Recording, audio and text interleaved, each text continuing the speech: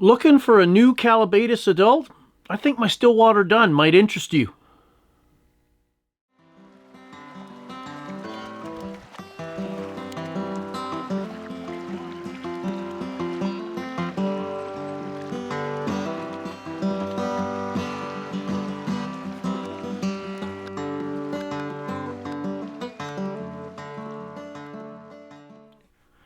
Hello everyone, I'm Phil Rowley and welcome to my YouTube channel and to my fly tying bench. If you've been here before, it's great to see you once again.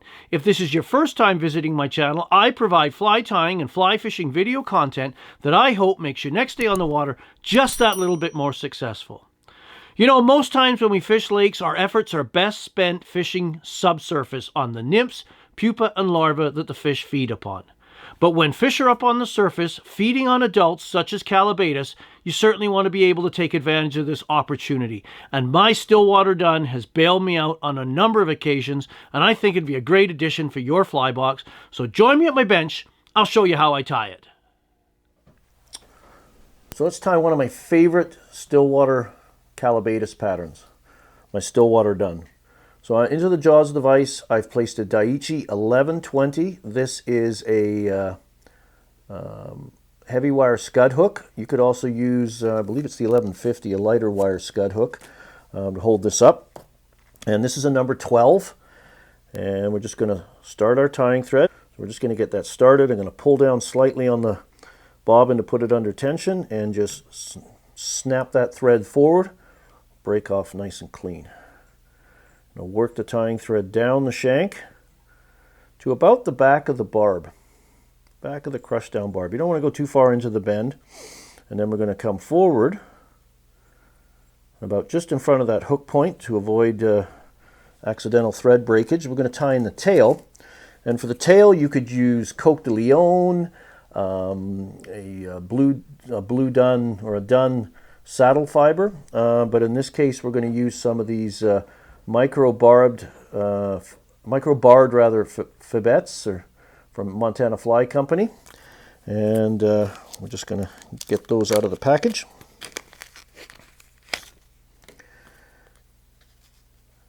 And mayfly duns, Callibaetis dun has a couple of tails. We're going to tie in a few more than that, maybe double that, 4 or 5, because the tails serve two purposes on this fly. First of all, obviously to imitate the tails of the natural dun, but also to help stabilize the fly when it lands on the water. So we're just going to tie these in, and we want them about shank length long because we're only imitating a dun.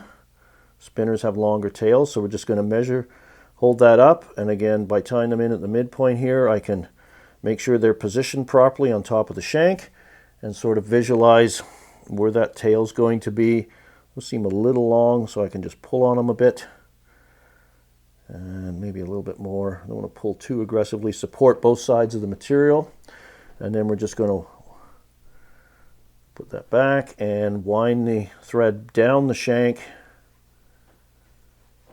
right to where we finish that basic initial wrap. We can go a little further,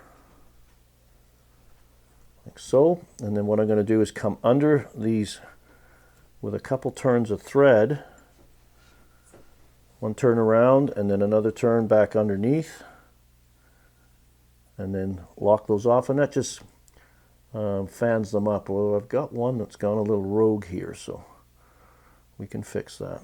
So I might undo this. I managed to somehow trap one fiber off to the side there. He's sticking out, so we'll just go back underneath again. Back down. And then come up, grab all of those fibers. I've got what appears to be a short, stubby one kicking there that somehow snuck into the original stack. So we can trim that out later. But that's what you want, kind of splayed tail like so. And to come all the way back up. Secure those along the length to keep our underbody proportions nice and neat. And make sure those are well tied in.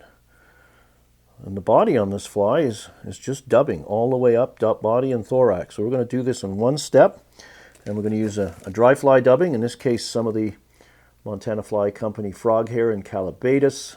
You could use any good quality dry fly dubbing in the Callibaetis colors, which is kind of a gray olive coloration. They all kind of vary depending on the supplier. You could even use just good old Adams gray, because one of the best Stillwater Callibaetis patterns is also a good old Adams parachute. So we're just going to take this and really keep your dubbing noodle nice and slender. These dry fly dubbings are usually very light in nature. They're not really coarse dubbings.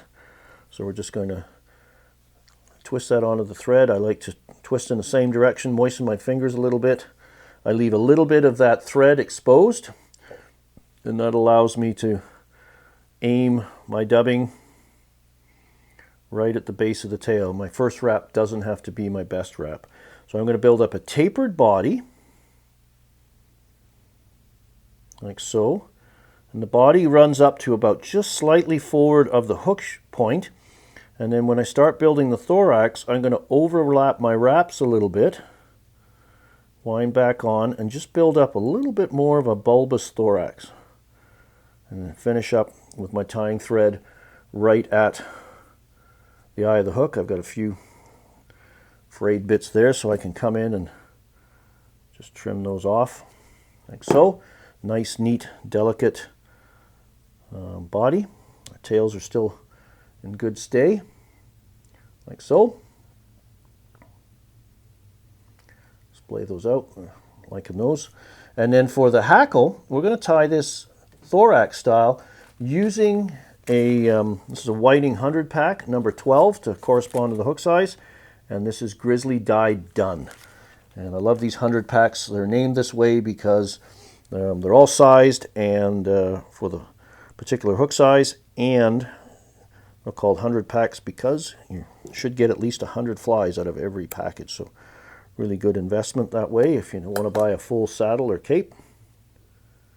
And we're just going to tie this in dry fly style. So what that means is you can see the feather is quite dark and prominently marked, and this side is kind of less prominently marked and a little duller. That's the side I'm going to tie in right at the hook eye here, like so. Get that tied in. And this is going to, when I wind these this hackle back and forwards, it's going to push those fibers forwards, which is going to help resist collapse. Going to stand better on the water. So we're just going to take this feather, put one complete wrap right at the front of the body, nice open wraps to where the body started at the midpoint, and then just come back through. So this is a thorax style, and I like this style because when this fly sits on the water and we trim these hackles flush along the bottom or nearly flush, they're going to look like the outstretched legs of the natural dun sitting on the surface. And now we're just going to come back and walk our thread back. You don't want to crowd the head on this because we still got a wing to go on this. So I've walked the thread back onto those hackles a little bit. We're going to come in and trim out the main stem, and we've got a few errant fibers here that missed the call to go back. So we'll just trim those out of the way, like so. And you could arguably whip finish and trim the hackles on the bottom, and that's a passable mayfly done right there. Because this is really just a variation. I'm influenced by Spring Creek patterns. They have a lot of similar requirements that we do for Stillwater, so it's a great source of inspiration, or just straight out pattern design for, you know, tie those flies and use them on your favorite Stillwaters. This is one of those great tires is Rene Harrop, and the flies he tied for the Henry's Fork and those streams in and around the Island Park area, St. Anthony, Last Chance in Idaho. So this is instead of using the elk hair wing he used for that, we're going to use, this is EP fibers in gray or dun. So we're just going to lay these on top like so.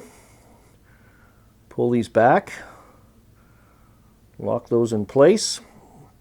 We're going to come back and trim them all later. I'm just going to grab this and come straight up from basically where the body ends, where the tail begins, and just trim that like so.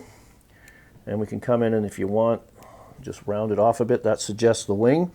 And then if you're having trouble seeing this fly on the water, this step's optional, but this is fluorescent pink EP fiber or macrame yarn. So you can just take remove a section from the yarn that's about half the volume of the original wing, and we're just going to come in and lay this, I'll just bring the bobbin back into view.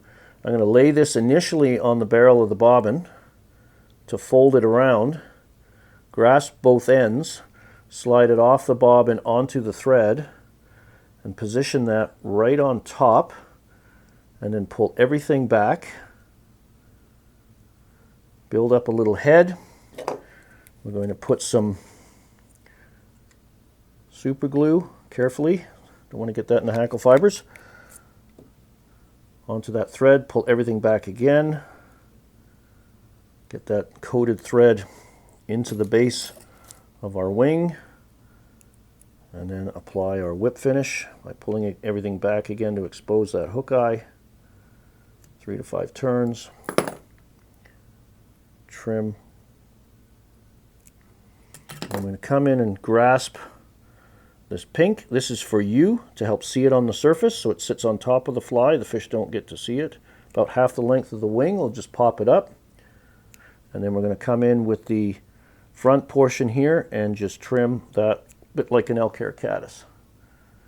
And that's the tying portion done. Now we have to, because when you're fishing dry flies on a lake, they tend to sit a little bit more flush to the water because they don't have the current to deal with and push themselves up. So I'm going to come in with my scissor points straight across at first like so. Trim those even with the point of the hook. And then I'm going to have to roll this upside down. I'm going to come in with my scissor blades, try not to block anything. Just push them through like so and make one cut. And that should trim those off.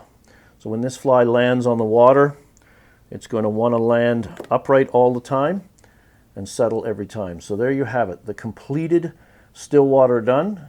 Pretty simple mayfly design that you can do, and you can adapt to other mayfly species out there. You could tie this in PMD colors, in an olive coloration for Baetis, or slate-winged olives, or even larger for a green drake.